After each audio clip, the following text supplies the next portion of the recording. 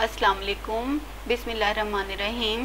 जी second year students, ये आपकी book 2 का लेसन नंबर 5 है ऑन डिस्ट्रॉइंग बुक्स।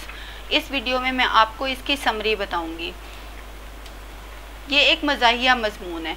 इसमें राइटर कहता है कि अगर आपने किताबों से जान छुड़ानी हो तो ये इतना आसान काम नहीं है। एक दफ़ा अखबार में ख़बर छपी कि लोगों ने, अवाम ने 20 लाख से ज़ायद किताबें फ़ौजियों को तोहफ़े के तौर पर भेजी हैं, लेकिन जब उन किताबों को देखा गया तो वो बेकार किताबें थीं। उनमें से ज़्यादातर जो थे वो पुराने मैगज़ीन थे या गाइड बुक्स थीं या फिर जंतरियाँ वगैरह शामिल थीं।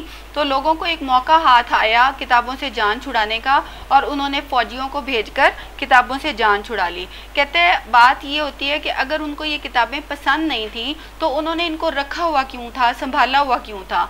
और अक्सर ऐसे लोग जो ज़्यादा पढ़े लिखे नहीं होते, जो अनपढ़ होते हैं, उनके घर में अगर कोई किताब आ जाए तो वो उसको हमेशा संभाल के रखते हैं, जबकि बेकार किताबों को ज़ाया कर देना चाहिए ताकि इंसान के जो वारिस हैं वो इस तकलीफ़ से बच जाएं कि जो किताबें हैं उनको सॉर्ट आउट करना है, यानी अच्छी किताबों को अलहदा करना है और बुरी को अलहदा करना है। कहते हैं मेरे साथ भी एक दफ़ा यही मसला हो गया। मैं एक हेवन किसिंग बहुत बुलंदी पर एक फ़्लैट था, उसमें रहता था और वो छोटा सा फ्लैट था। मेरे पास शायरी की गैर मायारी सी किताबें बहुत इकट्ठी हो गई थी। वो इतनी ज़्यादा इकट्ठी हो गई कि या तो अपने फ़्लैट में मैं रह सकता था या वो किताबें रह सकती थी। तो मैंने सोचा कि मैं इनसे जान छुड़ाता हूँ, इनको तल्फ़ करता हूँ। ऐसी बेकार किताबों को ख़रीदना तो किसी ने भी नहीं था, इसलिए मुझे इनसे जान छुड़ानी थी। अब दूसरा तरीका क्या है, इनको जलाने का। तो कहते हैं पूरी की पूरी किताब को अगर आग में रख दिया जाए तो ऐसे ही है जैसे किसी पत्थर को, ग्रेनाइट को आग में रख दिया जाए, क्योंकि वो किताब आग नहीं पकड़ती। और अपने छोटे से घर में, उस छोटे से चूल्हे पर पॉसिबल नहीं था कि मैं एक एक वर्क करके इतनी ढेरों किताबों को जला दूँ। तो दूसरा तरीका क्या था कि जैसे लोग बिल्ली के बच्चे के साथ करते हैं, मैं एक बोरी बनाऊं, उसमें इन किताबों को भरूं और इनको कहीं फेंकाऊं। तो मैंने यही तरीका अपनाया। मैंने एक बोरी बनाई, उसमें ये सारी किताबें ठूंसी, उसको कंधे पे उठाया और अंधेरे में आधी रात के वक्त में सीढ़ियों से नीचे उतर गया। कहते हैं आधी रात का वक्त था और हवा में खुनकी थी, आसमान पर सितारे चमक रहे थे और इक्का दुक्का लोग सड़क पे नज़र आ रहे थे, सिर्फ वही लोग जो उस वक्त अपने घरों की तरफ जा रहे थे। और स्ट्रीट लाइट्स की वजह से थोड़ी थोड़ी रोशनी भी थी। कहते हैं मैं दरिया की तरफ चल पड़ा, चेल्सी रिवर की तरफ चल पड़ा।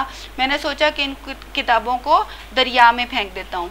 रास्ते में कहते हैं मुझे एक पुलिस वाला नज़र आया, तो मेरे दिल में थोड़ी सी घबराहट पैदा हुई, परेशानी पैदा हुई कि ये समझेगा मैंने चोरी का माल उठाया हुआ है और मैं चोरी करके जा रहा हूँ। लेकिन फिर मैंने इस घबराहट पर ओवरकम कर लिया, इस पे काबू पा लिया, ये सोचकर कि अगर ये इन्वेस्टिगेट करेगा तो इस बोरी में से सिवाय किताबों के कुछ भी नहीं निकलेगा। अगरचे कुछ नई किताबें भी थी, लेकिन ऐसी किताबें किसी ने चोरी तो नहीं करनी थी। इसलिए कहते हैं मैंने अपनी घबराहट पर काबू पा लिया और मैं दरिया के किनारे तक पहुंच गया।